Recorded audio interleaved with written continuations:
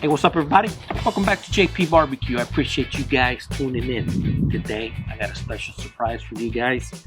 It's that time of the year. You know it.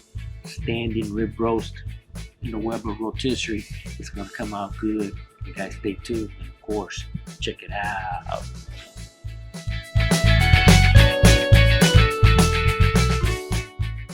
Welcome back to the channel. Appreciate you guys tuning in.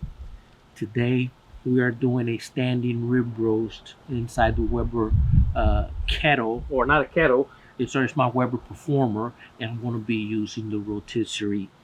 This is going to come out fantastic. I got this roughly a little bit over 5 pound standing rib roast at my local grocery store here in Orlando at Publix. And the price, I think, was $5.99 or something like that. But for the 5 pounds I paid, and this is a huge piece of meat. Look how big it is. You know, I paid $35 for it. That was a great deal. Looking at the marbling, you know, this meat is graded choice. But as I was looking through them, I was like, man, this looks like a great cut of meat. Just look at the amount of marbling that it has, you know, throughout the intramuscular muscles. And man, I said, I gotta get this, especially for the last cook of the year. This is gonna come out fantastic, and it's already been trussed up. Okay, if you can see right here, there's not much that I need to do with it. It's already got its trusses. This is a small little 2-bone ribeye roast, and it's already been the ribs have already been separated. I don't know if you guys can see that. So it's going to make it that much easier when we go to, you know, finish it up and start slicing it. But without further ado, let's go ahead and get this bad boy seasoned up. That way we can get the Weber fired up, and we can start off the end of the year just right. So I'm going to be using olive oil. You can use what you like. I've seen some people use a Worcester sauce, and Worcester sauces add that little umami flavor to it.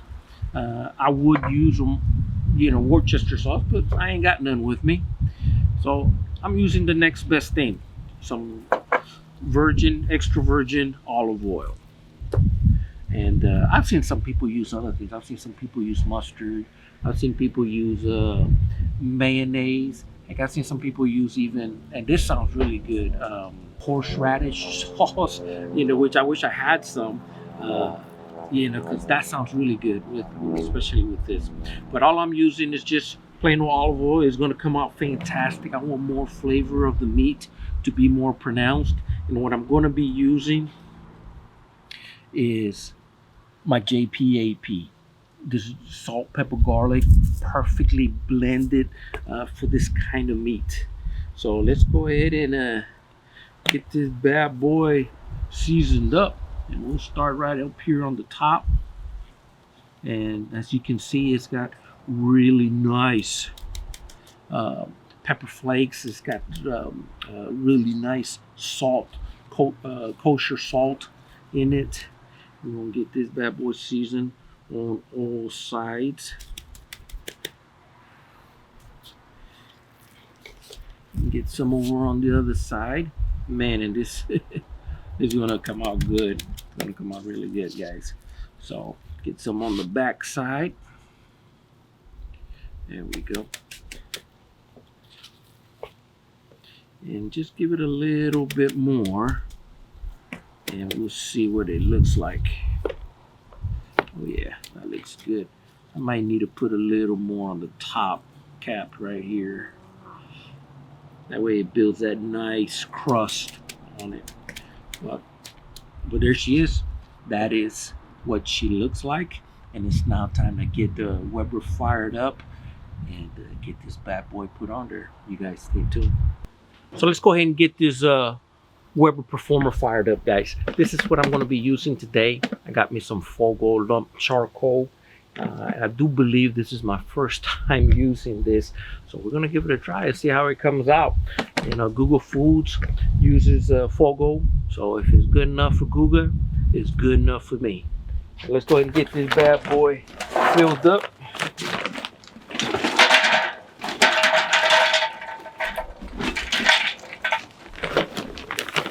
As the cook progresses, we'll probably end up putting some more lump charcoal in here. But that's what I'm going to be using. And I'm going to be using my slow and sear. So I got this extra compartment right here. Help keep the charcoal away from the food as much as possible. And I will be filling it up with a little bit of water. That way we add some moisture inside this cooking chamber. But here's how we're gonna light this bad boy. If you ain't got you one of these guys, you don't know what you're missing out on how much fun it is to light your grill up with a grill gun. All you gotta do, once you got it hooked up to your propane tank, and I got mine hooked up to the 8-foot hose down to my propane tank. Crack the bottle open a little bit. And there it is.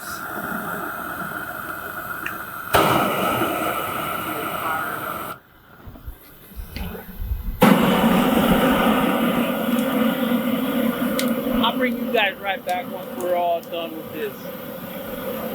Super impressed by this grill gun, guys. Got this Fogo charcoal lit up like that in just a matter of seconds, and putting out some heat. Ooh, yeah, that's got some heat coming out of it. So all that's left, I got to put a little bit of water inside this trough, get my standing rib roast skewered, and get it ready for this pit.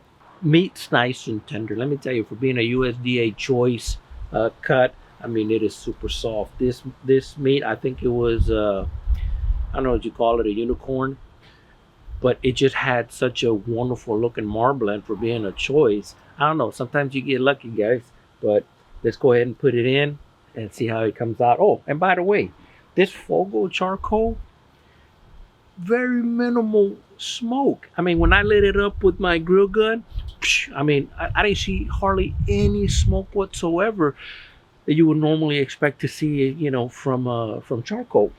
But let's go ahead and get it in here. Here is what she looks like. Look at that, just a beautiful, beautiful cut of meat.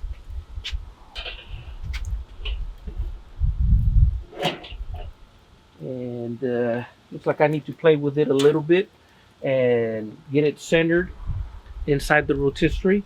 So we're aiming for about 350, 375 cooking temperature inside of our Weber. You know, my guess, maybe I'm gonna check it every hour, but you know, I'm thinking in about 2 hours it should be done. What I'm gonna try to shoot for is an internal temperature or an internal finishing temperature of about 135. I don't mean that's when I'm gonna pull it, but I'm probably gonna pull it once I get about 120, 125, and then we'll just let it finish cooking by itself due to its internal heat to about 130, 135. But that's what we're gonna be shooting for, and I'm guessing in a couple hours gonna be good. Okay, this prime rib roast has hit 130 degrees internal. Let's go ahead and get it out before it gets up any higher. So let me show it to you so y'all can see what it looks like. Look at this. Oh man, it's in the shade, but check it out. I mean, this is a gorgeous cut of meat, man. Time to let it rest. Want to let it rest for about, I don't know, 45 minutes to an hour. In the meantime, I'm gonna make some mashed potatoes, some creamy mashed potatoes, and to go along with this rib roast. You guys stay tuned. It's gonna be good. Time to break out this rib roast. I took it out roughly at 130 degrees, and I know it creeped up a little bit, maybe a good 5-7 degrees. I didn't check it. I just hope that it's giving me that nice medium rare. I hope it doesn't go any higher than medium. But here we go. Without further ado. Oh, and it's been resting for about 45 minutes to an hour. I went inside and made some mashed potatoes, you know, to go with it. So now it's time to cut into it and see what it's all about. Here we go. Oh man, plenty of juices, that's for sure. Look at this. That is a gorgeous looking cut of meat. I mean, just absolutely beautiful. I'll be using my Dell Strong knife to slice this bad boy. And here we go. Let's take off these trusses. Had 3 trusses.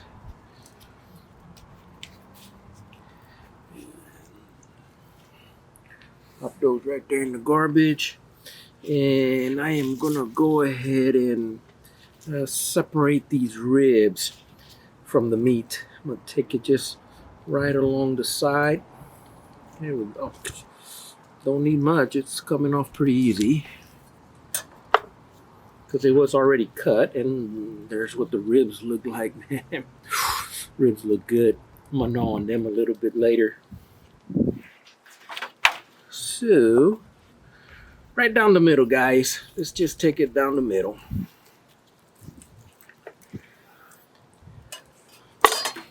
Moment of truth.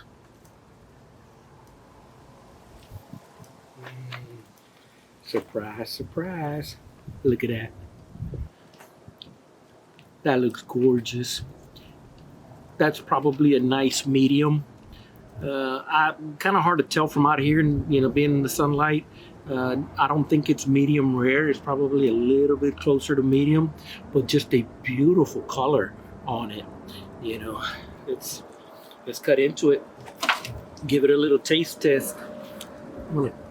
My favorite part is this portion right here. Not sure what they call that, the spinales or something like that, but it's probably the better cut of the rib roast. Oh my gosh, and super tender. Gotta have a little bit of this bark. There we go.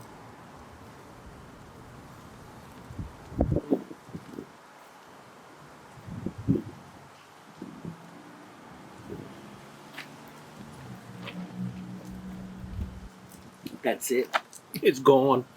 I mean, that tender. Just a wonderful cut of meat to wrap up the end of the year, guys.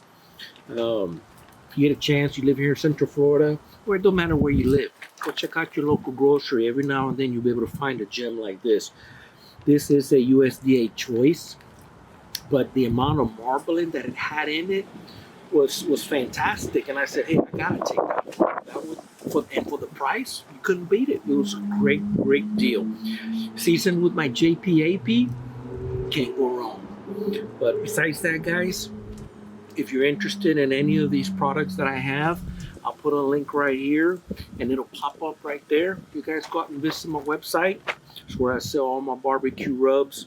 Go out there and check them out. And if you're interested, get you some. I also have them on my Amazon website. So if you have an Amazon account and you want to buy them through Amazon, that'd be fine too. Don't forget, guys, hit that subscribe button, give it a thumbs up, share it with your friends, and happy end of the year, guys.